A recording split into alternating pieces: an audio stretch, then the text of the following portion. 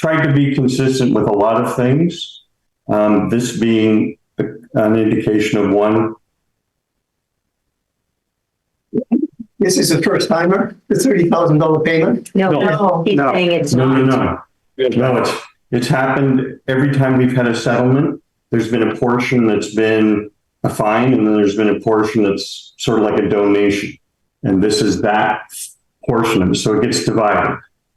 I see, I didn't realize there was one before. There was. All right, Catherine. It's a settlement, not any settlement, Yes. but with a specific. But because it's been perhaps erroneously, I'm not sure erroneously, but put somewhere less than ideal, less than appropriate because of what it is, perhaps we should take a look at changing it. Does the fact that it's been done before mean that we don't change it into something we think is more appropriate?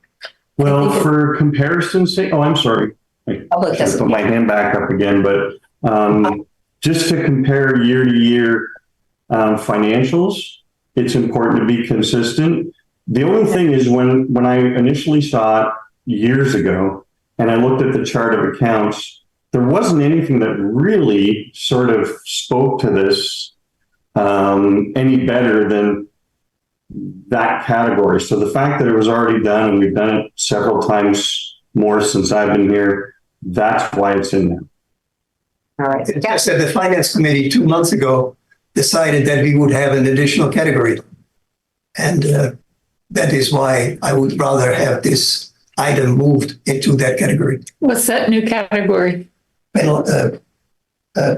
Penalties and Fines? fines. But it's neither. Well, Yeah, it's not a penalty. Negotiated settlement with the ERF. I agree. But I still see it as a penalty. What you see it and what it is may be two different things, because we negotiated with ERF, and as part of their overall payment that we had to make, they said this X amount will go to the Rose Foundation. So we agreed to pay it. It wasn't imposed on us. It was an extorted payment. But Exactly. it was, but extort, but No, it was negotiated. it was Well, negotiated. yes. But it was in pursuit of a court order. That's not a donation. Note that we asked for the extension, and that was a negotiated. It was, Yeah. the extension wasn't part of the court order. But we don't have a So category. it's a of settlements. kickback. Maybe That's the maybe we finance committee could come up with a new category Right. for this. So maybe we just put it under miscellaneous because we don't know what to do with it. Miscellaneous, how about Violation that? or Well, legal. I think we Professional. should have a note explaining that it happened 2 years ago. I like legal. Legal. Legal. It is legal. Legal. You can put it under legal. Is there a consensus to put it under legal? I would think so, yeah. I like legal. Okay. I like legal with a footnote so that people understand this isn't the first time. George, you have your hand up again? Just to be clear, the category isn't just professional dues, it's also fees. So in my mind, again, I didn't think this was perfect the first time I saw it, but as an accounting person, first of all, I don't like the idea of it being in a category such as penalties, because as was stated, it's negotiated, and without knowing the particulars, I think it looks worse if we increase the fine, even if it was the same amount as what we contributed. The fact that this is a contribution to a, for lack of a better description, of professional group that's doing something, it actually looks more like a donation from my perspective. And again, to keep the consistency, my vote would be to leave it where it is, and it's always been in the same place. What is Peter Medina's opinion? Yeah. Okay, so it's a budget roll-up item. The budget roll-up is professional memberships. Within there, the actual GL account is, as George said, professional dues and fees. I think we all agreed that it's not ideal. Movement to legal, I do not like it, just because going through budget season right now, as we are, we know that all these categories are going to be scrutinized. And if we start moving them around to fit the opinion of the right now is going to then alter the view of the various columns that reach back for as far as we've been budgeting in this manner. So that's the biggest concern with just moving it to legal.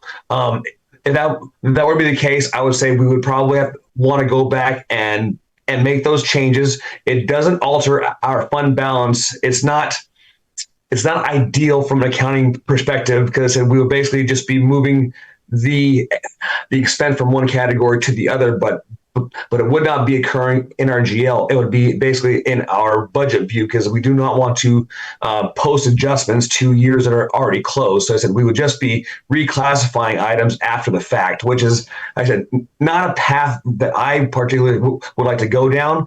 But it's not to say that the matter is closed. Of course, it's at your guys's. What you guys decide will be. It's just not ideal. If you and George agree on leaving it where it is, then just leave it where it is. I agree with that. Thank you. Yes, just I said, to be clear, I said professional memberships is the budget roll-up.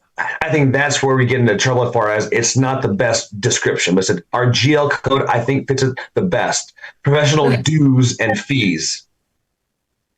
Let's end the discussion with Okay. leave it where it is. Yes, it's in the wrong place, but we'll leave it where it is. Okay. All right. Anyone have anything else they want to pull from the consent agenda? Okay. Can I have a motion to approve the consent agenda? So moved. Second. Okay, and any further discussion? All right, can we have a roll call, please? Director Clark, Aye. Director Penrose, Aye. Director Slater Carter, Yes. Director Radek, Yes. Director Decker, Aye. Chair Dyke. Aye. All right, moving along to regular business. Receive the flow distribution details for calendar year 2023. Yep, this is the routine flow distribution details which we bring to the board every year, based on which we will be working out our budget. And this is primarily based on the flows for the last calendar year, 2023. So we see that Half Moon Bay has decreased slightly from 61.5 from 2022 to 2023, becoming 60.83. And then we have GCSD going up slightly from 19.04 to 19.05, and a slight increase from Montana from 19.44 to 20.14. So these are the current percentages, the values which we'll be working on the general budget. Any questions? We are here to answer. This is primarily a simulation of all the flows that the board has been seeing it every month in the monthly packet. Seems like a fair way to do it. I'll note that GCSD was down significantly in November, December of last year. And so maybe the year ahead will be lower, but this seems like a fair way to look at the costs, and I have no problem with it. Do you need, we're just receiving this. Do we need a motion to receive? No. No. All right. Anything further on that item? All right, moving on to item B, authorize general manager to place hold on Princeton Pump Station Rehabilitation Project for an indefinite amount of time. Okay, I have a short presentation of 3 slides, but first of all, I wanted to say that Sam is definitely not in favor of this agenda of placing a hold indefinitely. Sam's staff and Sam is not for this, but they were given directions. There was a directive that this item should be placed on the agenda by the chair, so I brought it to the SAM board. And let me just share my screen and give you a little bit of what you already know.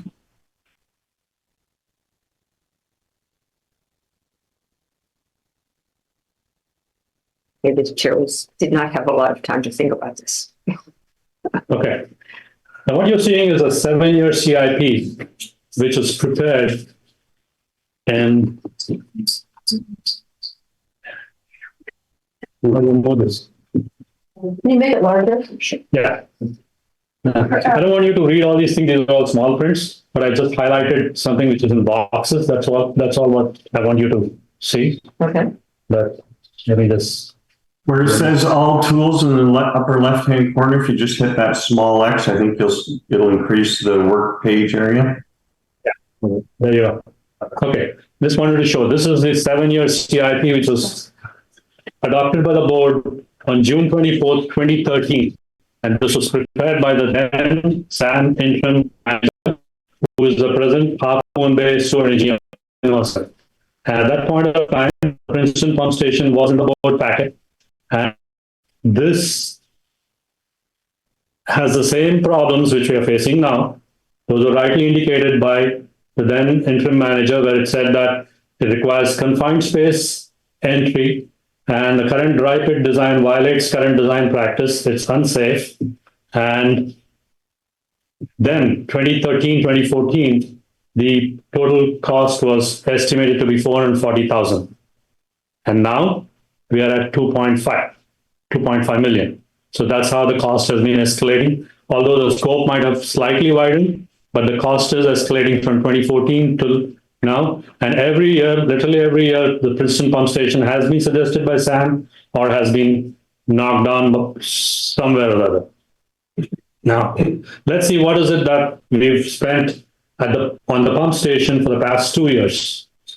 Repair and maintenance expenses, we've had electricals about 18,000. We pay for a rental pump for about $5,000 per year. Now, the Princeton Pump Station has got 2 pumps, pump 1 and pump 2, I would say. Now, pump 1 is working okay right now. Pump 2 is only at 40% efficiency, and that is a rental pump. So we are literally working at 1.5 pump right now. We do not have a complete spare pump. Then we have the attorney fees, which we paid about 20,000. ERF expenses 65,000. So a total of about 164,000 is what we paid for the past 2 years. And monthly costs going forward, today if we decide to place a pump station on hold for a further period of time, it's already on hold for the past 2 weeks, we would be incurring these costs. The contractor has given in writing after the board packet was released saying that his cost to place the project on hold would be $60,000 for 3 months. So that works out about $20,000. Then we have the pump rental, which will continue. That is about $5,000 per month. And looking at the attorney fees, what we paid for January, we estimate that we will be paying the same amount for our attorney to be involved in stipulation, lawsuit matters, and other things, would be $7,000. So it will be $32,000 in the costs going forward. None of the above costs have staff time costs associated with it. So as I've already indicated, the rental pump is 45% efficient. That's the second pump which we have, and that's been there since January 2023. Now, pump repair, it's extremely difficult to get parts for these pumps. There's a very long lead time because these are very old pumps where it's not readily available in the market. So the order was placed in September 2023, and we're still struggling, and we're literally in touch with the vendor almost every other week, and he's now hopeful of getting it fixed in March. And we paid about $35,000 only for the pump, which will be repaired. And as you all know, it's always a confined space entry for any work to be done on the pump, which is not safe for any individual. And very soon, even our subcontractor might stop getting into that place to do any work on the pumps because it's very, very unsafe. And the pumps get ragged very often. And once the pump gets ragged, then the only way you could derag it is by going into the pit below, which is basically a confined space entry. So as indicated earlier, we're presently working only on a half backup pump. On February 19th, pump 1, which is actually a good pump, failed just about a week back, causing us to operate only on half pump. We were fortunate enough to get it reset, and it's running. So it's anybody's guess what would happen if pump 1 failed. The pump 2 is a half pump, so it will not be able to catch up to the flows. And during storm events, there could be an SSO which could just go to the flows by ocean. So this is just what I wanted all of you to know. I'm sure you have heard this from Sam or from Sam's staff or from me several times, but we just wanted to reiterate this fact. And that's all I wanted to communicate. And yes, I presume we have some staff here who want to also talk, but the chair can decide when you want staff to talk. Do you want to comment or board comments first? Yeah, go ahead. You gave a lot of information in the packet. I wish all of this had been there too, because the ongoing costs, I wasn't actually aware of it, what it was running as. Yeah, but these ongoing costs have been informed to the board in the past, and that was not a decision for the member agencies to decide whether to place it on hold or not. This has been discussed several times in the past. This is not the first time that you're seeing this slide as to how much we have incurred costs, but this is the rolling cost. So every month we incur costs, I have to bring it up and show that this is what it is. Other board comments? Do we have members? Oh, go ahead. How old are these pumps? How old is this station, this structure and pumps? I would say it's over 40, yeah. The pump is 40 years old? Station. The motors are not, the pumps themselves have been probably rebuilt. It's an older style. It's a vertical shaft driven motor on the third floor or the top floor that drives all the way down to the base. But it's a really old design, and yes, they are old pumps, and they're really hard to get parts for. They're like 18 weeks out to get parts for them because they just don't stock parts for 40-year-old pumps anymore. And what is the efficiency of these pumps compared to new ones in terms of energy and safety? Oh, God. Well, How many generations of pumps with improvements have come in the last 40 years? Once every 10 years? probably every, Easily. yeah, I'd say every 5 to 7. 5 to 7 years. Yeah, they come up with something new. Yeah, but in the space that is already provided there, it's hard to put the new generation pumps. That's why we've not been able to replace it with new generation pumps. And what is the risk to crew and the environment and the risk of these things breaking down? The risk to crew, it's a confined space, obviously. So anytime you do a confined space, it's Low, medium, high. I don't know. I think you're putting him on the spot. I don't think he's the right person to assess that. All right, keep it. Do you consider these risks excessive for what it's going to cost to maintain these? What could we get better use for our dollar by replacing this unit? The whole location? Definitely, you could get better price for $1. Plus, the most important thing is it's high risk because it could also lead to people having injuries or feral. Anything could happen because the way it is not a conducive atmosphere to work there. That's why I keep telling the board that there could be a time when the subcontractor could also refuse to go down the pit to fix the pumps. So this is high risk to our crew. That's what was mentioned even in our feasibility report, a condition assessment, which we did a couple of years back. Right. We have been saying that it is required to replace. That's why we hire a subcontractor instead of sending our own personnel down there. Plus, of course, they have expertise in pumps. So. Right. Thank you. Any other comments? Do we have comments from, yes? My name's Aaron. I'm an operator here at SAM, and I would be very uncomfortable going down to the Princeton pump station. I'm a large individual, and I don't think I could probably fit down there and be able to manipulate any tools and workspace, which if you kind of think about that, I'm okay with getting into small quarters, but if I had to go down into that pump station and work down there, that would be very deadly for myself. I'm not willing to put myself at risk with my 4 children and my wife waiting for me to come home every day. So that is not a very cool spot. The pumps themselves are not very good. We can get better pumps, higher quality pumps, more efficient pumps that will be more reliable. And honestly, when you look at whether something's broken or not, sometimes that's not the right answer. Sometimes you need to say, what is the right thing to do? Is it the right thing to get rid of the old equipment and put new in because it's safer and better? Or do we just kind of hobble along and keep using the old stuff just because it works? In my opinion, you don't do that, especially at a public agency where the environment and the local people are concerned. If you want to do that in your own house, that's your own business.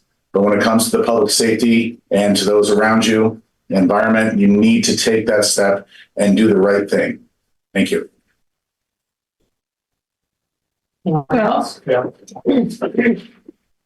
My name is Gabriel Aguilar. I'm an operator here at TAM. I've been with Sewer Authority Midcoastside for the last 21 years. So I've been in that combined place a couple times, I think. And it's definitely a challenge to be there. And probably during the time when I was there, we wasn't, or the safety rule probably wasn't that high as they are right now. So we've been getting trained by a safety company, and they just told us that that place is unsafe to go in. That is on the safety part of it. And some of the things that I've heard commenting is that, yeah, we hire a subcontractor to go in there, but where there is some staff who goes into the confined space for a subcontractor, Sewer Authority is fully responsible and liable for any incident that could happen in there. So it is a very high risk of liability just for the safety of any person who goes in there.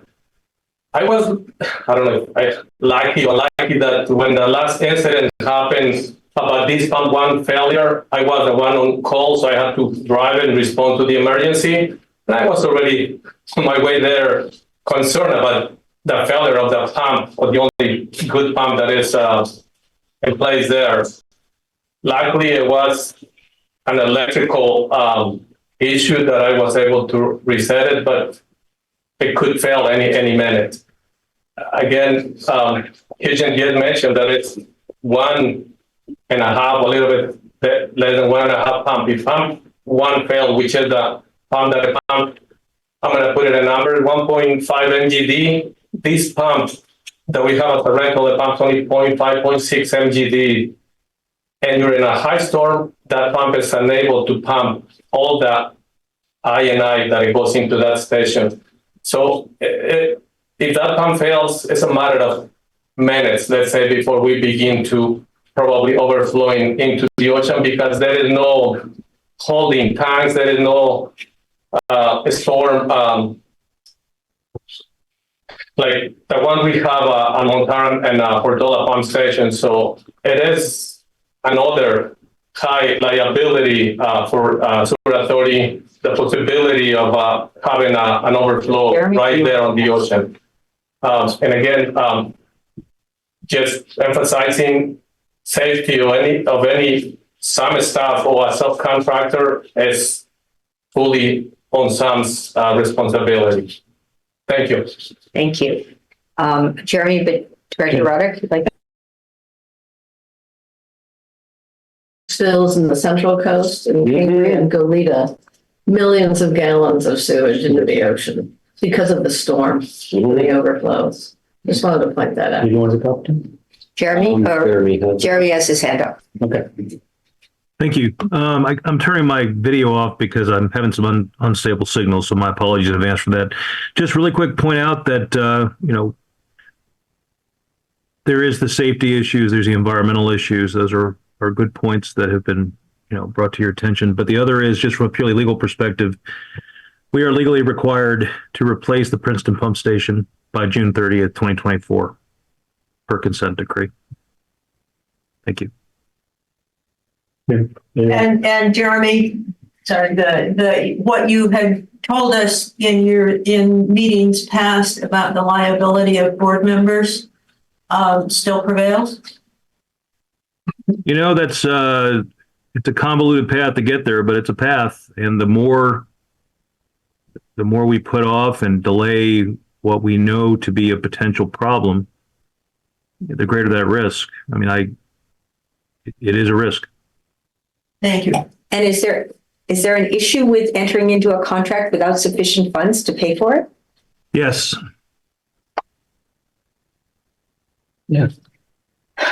Okay, If Can we there's give a chance someone- to Tim to talk? Oh, I didn't know, I'm sorry, I didn't. Yeah, I was waiting for you guys. Okay. I just wanted to say in regards to the Princeton pump station, so I've been here a while, right? Started part-time in 1987. At that time, we weren't going to put any money into the station because we were going to rebuild it soon. I wish you had. Here we are, how many ever years later that is. If anyone wants to do the math, and we still haven't put any significant funds into that station, which is interesting. So there is that. I've been down in that station quite a bit through all my years here. I often thought of it being like Spider-Man going down there, because you're jumping sort of from one platform to a ladder to get down, jumping back to the platform because it's just open grading going all the way down. And is that slippery? It's aluminium, so it can be slippery if it gets wet, or if it's greasy, because stations down at the bottom, they can get wet, they can get greasy. So, and there's, you have to remember while you're going down, there's a shaft like 2 feet away from you spinning to drive the pump, because you can't just turn everything off. I mean, you can, but then you got to get down there. If So you fell into the shaft, now, that would suck. is that gross? It would, the outcome would be gross. Probably have some major bodily damage. So anywho, yeah, it's an old station. It needs some work. Yes. But the bathroom door, I would like to point out, I upcycled one because I hate to throw stuff away. So I was able to upcycle one off the neighborhood net. So I kept it out of the landfill by using a door someone else was going to throw away. Well done. On that good note. Do we have further discussion? Does someone want to make a motion on this?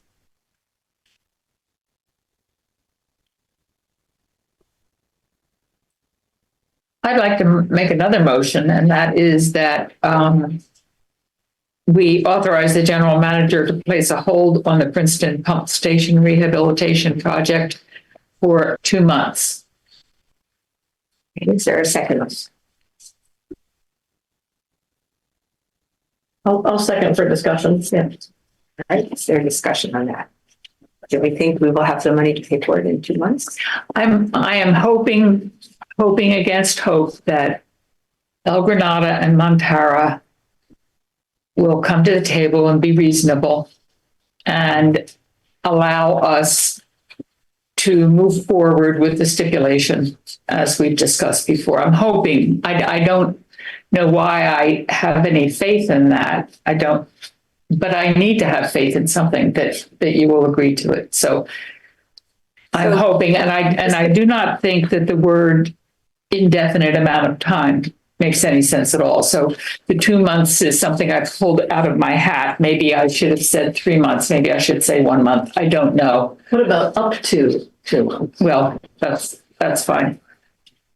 Okay, we have a motion on the table. I would just like to say that El Granada has voted to fund our part of this project. We did not take action on the stipulation, but we have moved forward in support of paying our share of this project. As has Half Moon Bay. Well, then why? As has Half Moon Bay. Excuse me, it's my turn. Yes, Catherine is next. Oh, okay. Thank you. You're welcome. Oh, you're so kind. Such magnanimity. Hey. Let me say that Montero would argue that the lawsuit should be dropped and the budget should be passed. We also have our share of this money funded. What we're talking about is the budget and being held hostage. If Half Moon Bay would simply drop the lawsuit, the amount of money that has been spent on this lawsuit in the past, since 2017, a scary number of years, we could have made all of these fixes. Instead, it has been used for a frivolous lawsuit to enrich only one district and not to look out for the welfare of the environment or our crew or the coastside. Montero will vote no on this with the request to have Moon Bay just drop the lawsuit. Ain't gonna happen. Sure. I think that it's not obscene, but it is absurd, certainly, that Montara would speak that way about a lawsuit which they forced Half Moon Bay into by being unwilling to admit that the years of lack of upkeep of their infrastructure, which caused their infrastructure to break down and cause spills which were dangerous for the environment, for which we received many, many fines, and ask our ratepayers in Half Moon Bay to pay for their irresponsible behavior is unconscionable. So, the court has ruled that we should be back in negotiations, or we should be back in the court to try to settle this. I respect the ruling of the court. I respected the first ruling of the court. I respect the appeal ruling. And all Half Moon Bay has ever asked is that should the lawsuit be settled in our favor, that we will not be responsible. That if the lawsuit is settled in the favor of El Granada and Montara, and it says that Half Moon Bay must pay for the upkeep of your equipment, we will pay for it. Period. I just want to say that is Sam's equipment. It's part of the sewer authority, Midcoastside. It does not belong to Granada. It does not belong to Montero. I would like to ask legal counsel to weigh in on this current discussion and whether this is something to be discussed in open. No, it is not. And I was urged by our attorneys not to discuss it here. Well, So you are correct. I will not go into anything that would be closed session. I will say the court has supported the JPA twice, both the trial court and the appeals court. And that's not the issue here. The issue is fixing the pump station and passing the budget. If you guys want to argue about these other details later, we can and should. But the most important thing right now is to keep the equipment Sam has in a safe, environmental friendly, and ultimately safe for our crew and our public. And that's the question before us. We have a motion on the table. Is there any further discussion of this motion? Let's call the question, please. Can you call the question? Asking to call the question. Can you see what the vote is? We had a motion and a second to defer it for 2 months. Did we have a second? Up to 2 months. Did we have a second by Rod? Yes, Director. Okay. Director Clark, Abstain.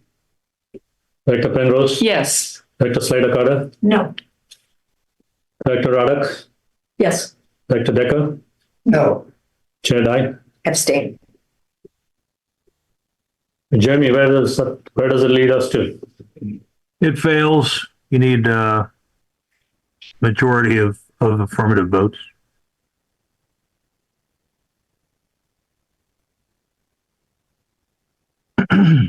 What next? Do we have another motion from anybody? There isn't funding to pay this contractor. So, and this project is important. That's why Granada voted to pay its share. So I guess we'll move on to general manager's report. No, we can't, because the project was on hold only for 2 weeks. So staff needs a decision what needs to be done starting tomorrow. What will happen? I think we're saying staff has to assume authority to deal with this. We'll have Jeremy recommend an alternative approach this evening. Jeremy, do you want to speak to that?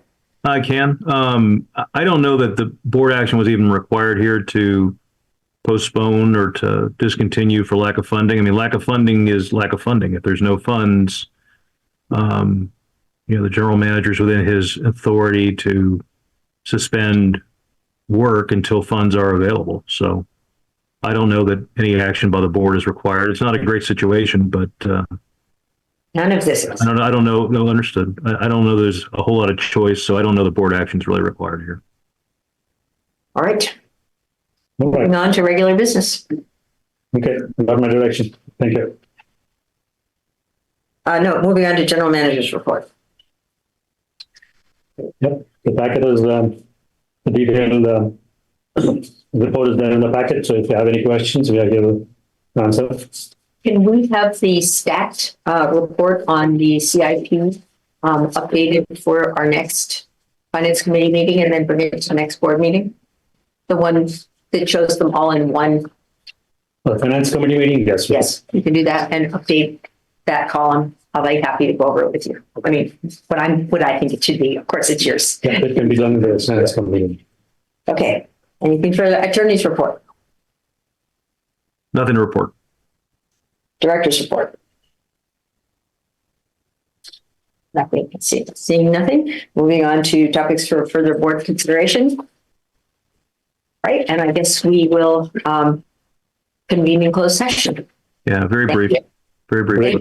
Thank you, ECTV. Yeah, we